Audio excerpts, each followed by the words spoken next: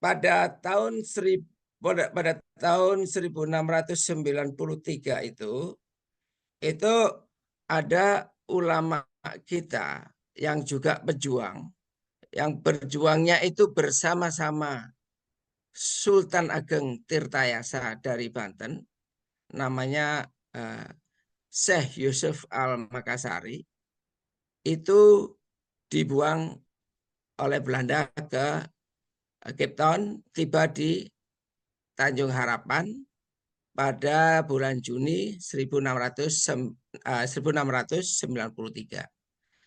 Beliau adalah turunan dari raja dari Goa.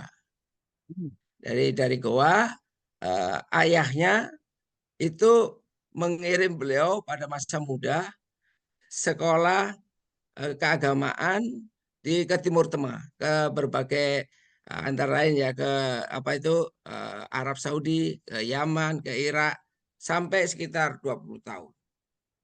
Begitu kembali ke Nusantara, ke Goa, beliau ternyata nggak menuju Goa kembali karena Goa waktu itu sudah diduduki oleh Belanda.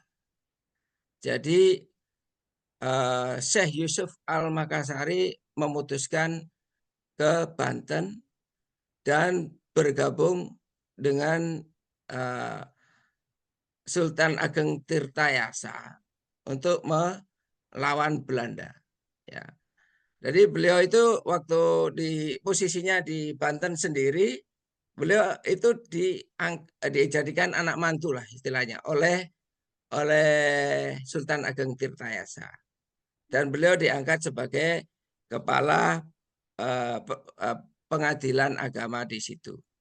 Perjuangan beliau bersama Sultan Ageng Tirtayasa membawa beliau pada posisi akhirnya terluka. Luka-luka dan Belanda membujuknya untuk istilahnya berunding.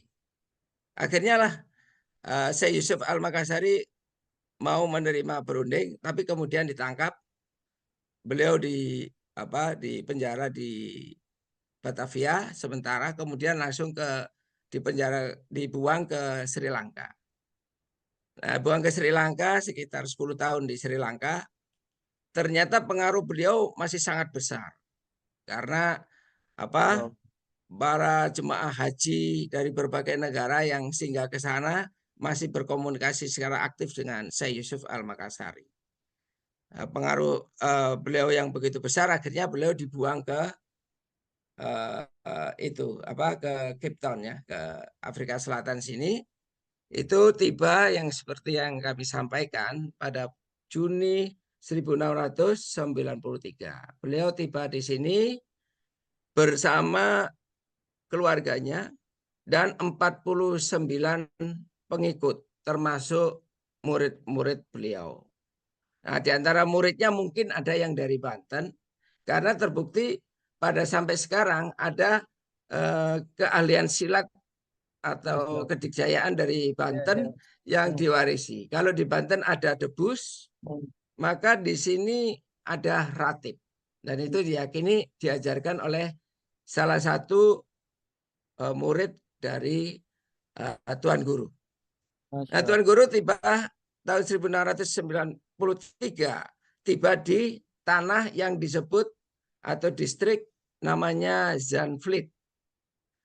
Beliau diterima oleh Gubernur Jenderal, kemudian ditempatkan di tanah yang disebut Zandvliet.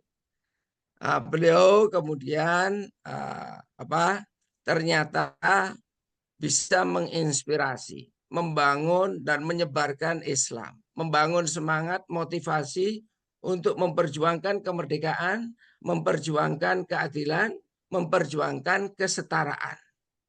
Ya. Dan atas inisiatif dan peran beliau ini nantinya itu sangat diakui oleh Nelson Mandela. Ya, pemimpin Nelson Mandela ini sangat mengakui peran Syekh Yusuf Al-Makassari sebagai pejuang kebebasan, sebagai pejuang kesetaraan, sehingga pada tahun 1995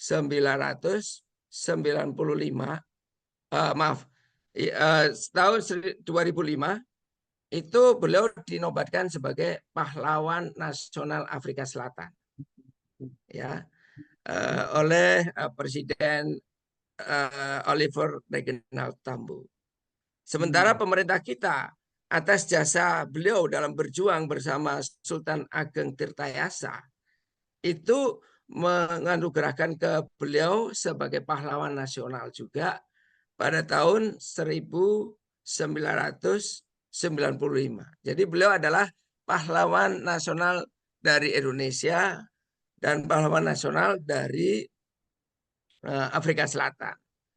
Untuk Syekh Yusuf Al-Makassari, setelah beliau tiba tahun 1693, beliau hanya menyebarkan agama Islam di sini hanya sekitar 5 tahun. Ya, kemudian beliau wafat, namun waktu pembuangannya itu bukan diisi dengan kesedihan, bukan diisi dengan meratapi susahnya hidup, tidak. Malah digunakan beliau untuk mesiar Islam, dakwah Islam, sehingga beliau dikenal sebagai pembawa Islam pertama di Afrika Selatan. Inilah Bapak Islam pertama di Afrika Selatan, Syekh Yusuf Al-Makassari.